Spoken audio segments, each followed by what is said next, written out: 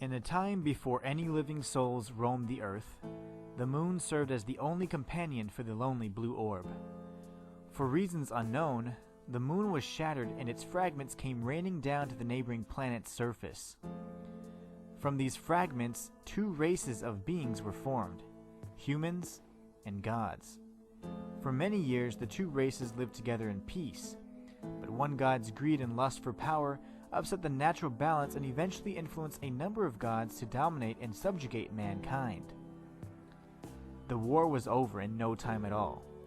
The gods' natural resilience proved too much for the humans to combat against.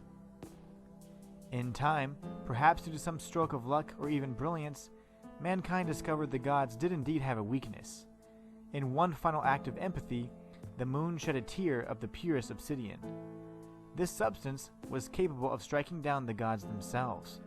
However, due to obsidian's brittle nature, the weapons had to be used sparingly. With a new weapon in hand, humanity rebelled against the gods and imprisoned them in a floating fortress known as the Citadel. Mankind flourished for a brief period of time and left behind a legion of soldiers to forever guard against the escape of the tyrannous gods. However, Exial Princeps had no intentions to relinquish his stranglehold on humanity. He devised a plan that would result in the corruption of the newly deemed old gods and release a scourge known as the Desolation upon mankind. In time, rivers dried up, crops died, and disease and famine set in. The world as humans knew it was no more. Those who had taken posts in the Citadel fell victim to a different type of corruption.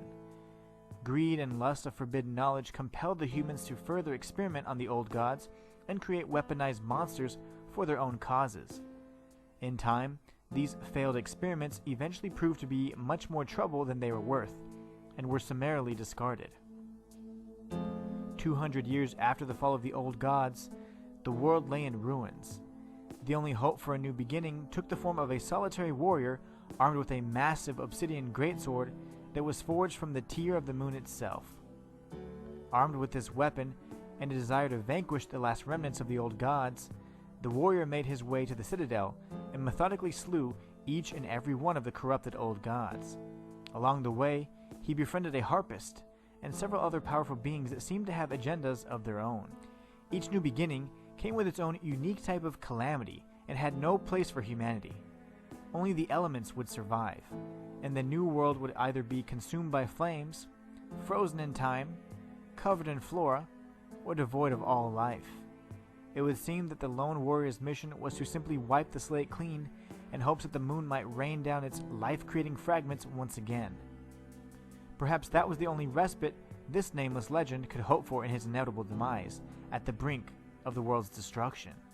But given the circumstances, which path would you choose?